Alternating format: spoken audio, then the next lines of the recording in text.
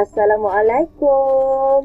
Okey, hari ni kita nak masuk topik yang selalu pelajar cakap susah, iaitu penjelmaan. Okey. So, hari ni saya nak ajar bagaimana nak menjawab penjelmaan ini dengan mudah. Okey. Pertama sekali, kita perlu faham dalam penjelmaan ada 4 jenis penjelmaan. Ni kena ingat. Okey, 4 jenis. Yang pertama adalah translasi. Pastikan ejaan kena tepat. X, Y. Kemudian kita ada pantulan. Pantulan pada mesti ada perkataan garis. Pada garis. Okey. X sama dengan apa atau Y sama dengan apa. Ini adalah kita panggil sebagai persamaan. Okey. Kemudian, selain daripada translasi pantulan, kita ada yang ketiga, iaitu yang selalu keluar, putaran. Okey, putaran 90 darjah atau 180 darjah. Ikut arah jam. Kalau 90 darjah, kita kena tulis sama ada ikut arah jam atau lawan arah jam. Mesti ada perkataan sebegini. Jangan tertukar arah lawan jam. Tak boleh. Pada pusat dan kita ada koordinat iaitu X, Y. Mesti bentuk koordinat. Dan yang terakhir untuk 4 jenis ni, yang terakhir adalah penjelmaan. Bukan penjelmaan. Pembesaran. Okey, pembesaran. Okey, dia sama ada dia besar atau kecil ya. Dengan faktor skala.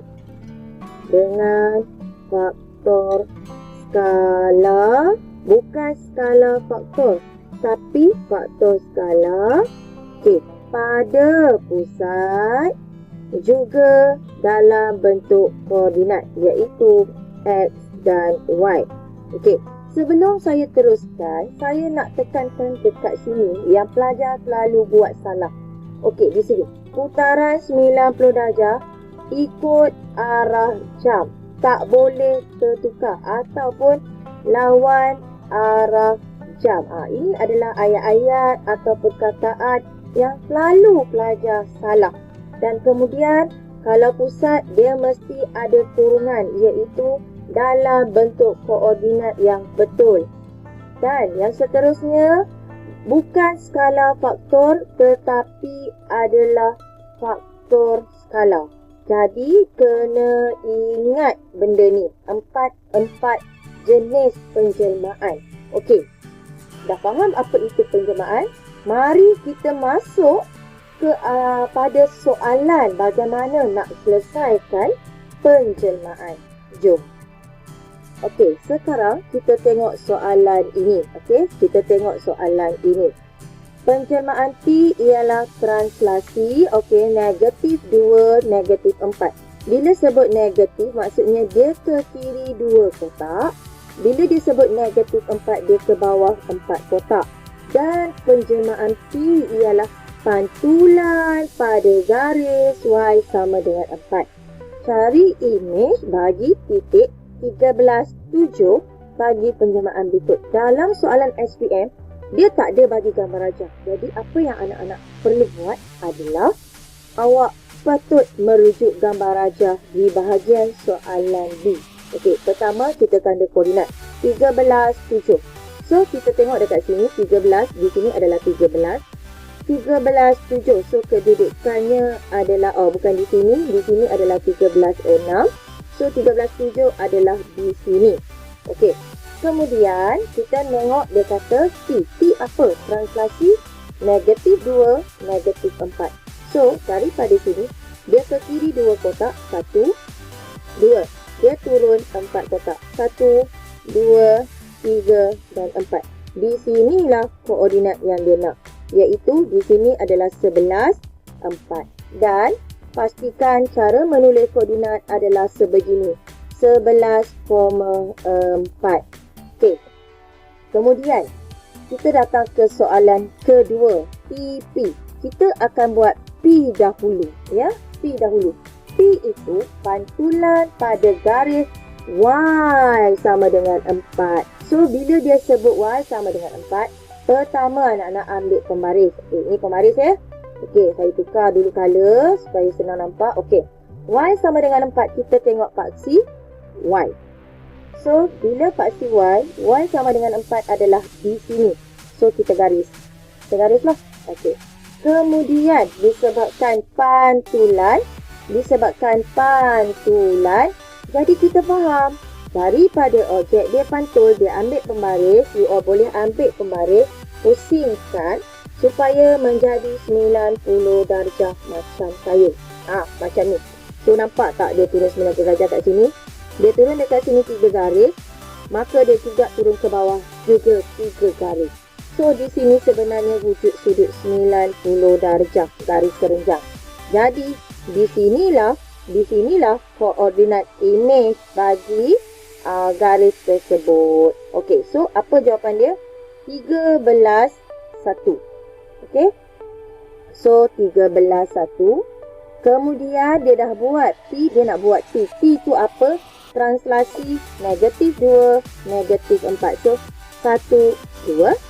Dan dia turun 4. 1, 2, 3, 4. So, jawapan dia adalah 11 -3. Ya, 11, -3. So, di sini you all akan dapat 3 markah. Okey. Dan seterusnya, kita nak pergi pada soalan B. Kita nak tengok soalan B macam mana nak buat. Okey, sekarang kita tengok soalan B. So, saya padam balik semula. Okey, kita tengok soalan ni. Raja menunjukkan 3 sisi 4. Okey. TUVS. Okey, yang besar ini adalah imej. So, ini adalah imej bagi JKLM. So, ini adalah objek. So, sekarang kita tengok di bawah penjelmaan YX. So, kita akan buat X dulu. Okey, kita akan buat X dulu. Jadi, apa yang kita nampak anak-anak? Sebenarnya, daripada objek ini, daripada objek yang berwarna kuning ini, dia akan menjadi imej ini dulu. Okay. So, kita nampak dia akan melalui satu proses penjelmaan yang kita panggil putaran. Macam mana saya nak ajar? Okey, dengar sini. Saya akan ajar dengan cara yang mudah supaya lebih nampak ya. Saya padam sekejap. Okey. Dia melalui satu proses putaran. Okey, kita tengok macam mana kita nak tahu. Ambil tip saya daripada huruf M. Okey, daripada huruf M kepada huruf J. Kita buat macam ni lah. So, ibarat 12, 3, 6, 9. M ni partner dia adalah S. Okey, M ni partner dia adalah S. So, kita boleh tengok dekat sini. Bila kita buat garis kat sini, 12, 3, 6, 9.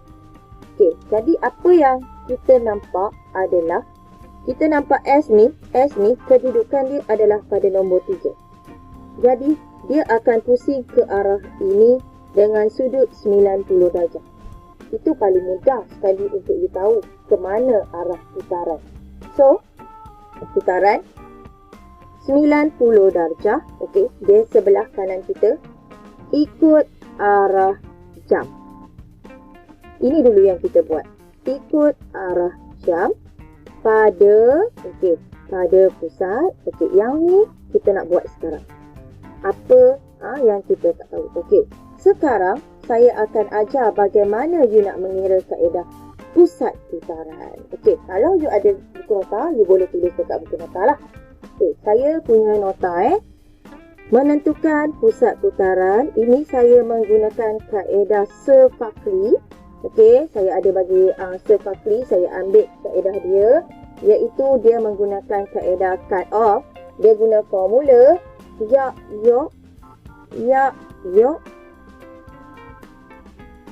yok